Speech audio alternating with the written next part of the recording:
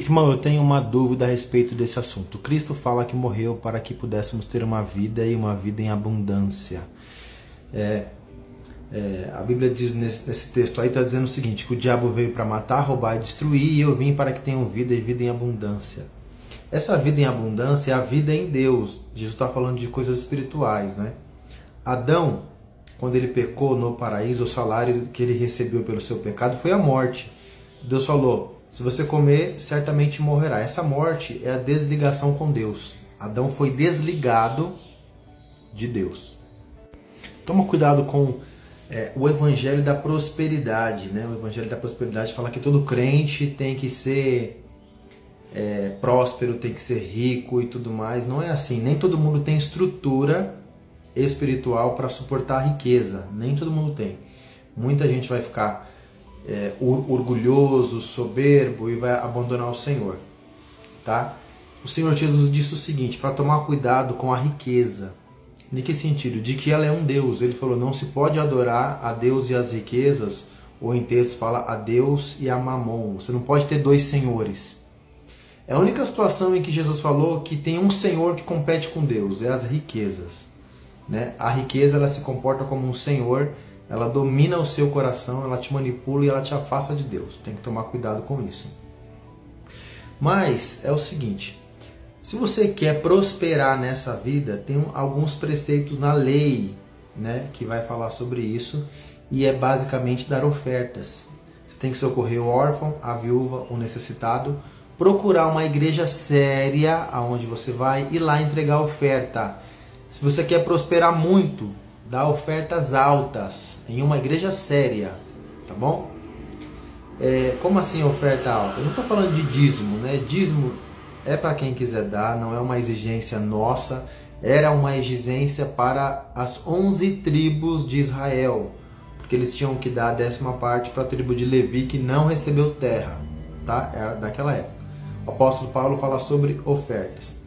Eu já tive experiências muito impressionantes de sentir no meu coração dar uma oferta alta e Deus me abençoar e abrir portas muito grandes e eu ganhar muito dinheiro.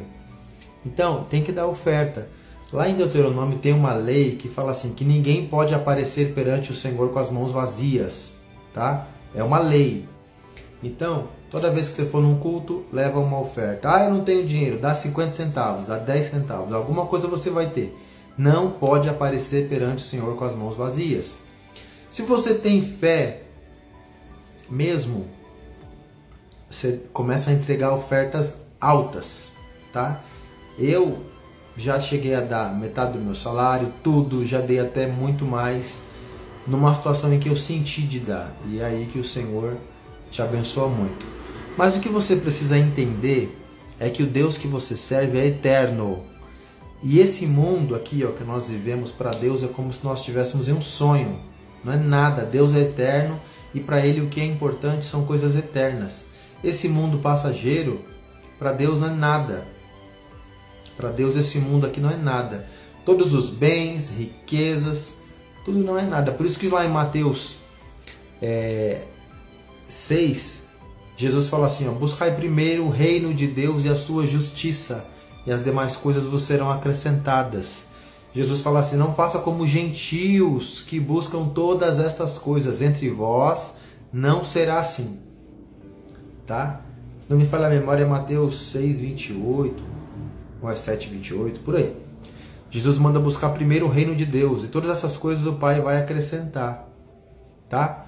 Agora, como é que isso funciona, né? Se você começa a dar ofertas altas, socorrer o necessitado, e você quer realmente prosperar, começa a correr atrás, e quer também servir a Deus, fica esperto, porque Deus vai começar a te pedir.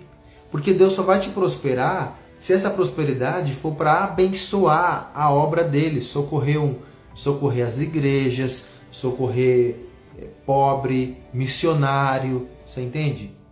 E toda vez que o Pai te pedir, se você falar não, você perdeu a chance da bênção. O Pai vai falar no seu coração. Aí você vai ficar, não foi Deus não, foi Deus não.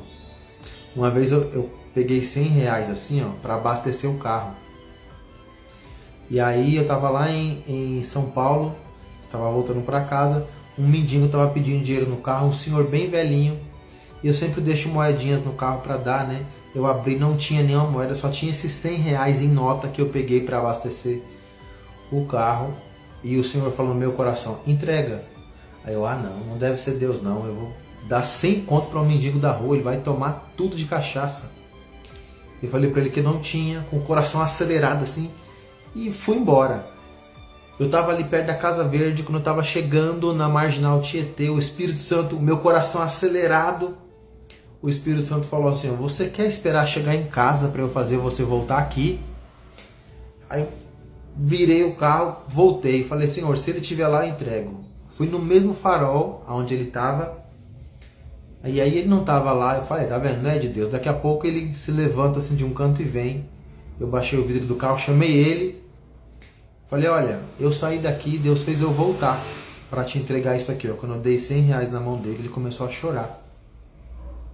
Então tem situações que Deus toca no seu coração para você abençoar. Nessas situações, se você falar não, você já perdeu a prosperidade. Você quer ver uma situação muito interessante? As parteiras nos dias que Israel estava no Egito. O povo de Israel começou a crescer, se multiplicar demais, e Faraó chamou as parteiras e falou, nascendo mulher deixa viver, nascendo homem vocês acabam com a vida deles. Para que o povo não se multiplicasse muito, já estava muito grande, né? As parteiras temendo ao Senhor, Moisés estava ali próximo de nascer, né? As parteiras temendo ao Senhor, elas não davam fim à vida das crianças. E aí Faraó mandou chamar elas e falou, por que vocês estão fazendo isso? Vocês estão tramando contra mim? E elas disseram, meu senhor, as mulheres são muito fortes e as crianças nascem. E quando nós chegamos lá, as pessoas nos chamam, né? Quando a gente chega lá, as crianças já nasceram. Já nasceram e as mulheres agarram as crianças e a gente não consegue dar fim a elas. Primeiro, elas desobedeceram uma ordem do governo, que era Faraó. Segundo, elas mentiram para Faraó, porque elas estavam realmente fazendo parto. Mas o texto diz que Deus se agradou tanto delas que lhes deu casas. Está lá em Êxodo. Deus lhes deu casas. Elas não tinham. Deus tocou no coração de alguém que tinha recursos e lhes deu casas. Lembrando que eles eram escravos. Então, escravos naquela época receberam casas. Por quê? Porque elas fizeram algo, né, em prol de uma obra em que Deus estava muito envolvido, porque Moisés estava para nascer ali, né? Inclusive quando Moisés nasceu, elas aqui fizeram o parto e não deram fim à vida de Moisés, né? As mulheres tramaram ali, colocaram num cesto e botaram no rio. Então, procure uma obra boa, certa, íntegra, reta, que Deus esteja muito envolvido, tá? Das igrejas que eu já frequentei, Assembleia de Deus, Congregação Cristã, são igrejas muito boas para se dar grandes ofertas, tá bom? Principalmente a Congregação Cristã, eu vi mais sinceridade lá, mas, né, se você é de outra igreja e você enxerga a sinceridade, dê grandes ofertas lá. O caminho da prosperidade é esse, né? E também montar seu próprio negócio, porque se você trabalhar para os outros, você não vai conseguir ganhar muito dinheiro não. Salário é uma ajuda de custo, tá? E se eu pudesse voltar 20 anos atrás, eu diria para mim mesmo, comece a investir na bolsa.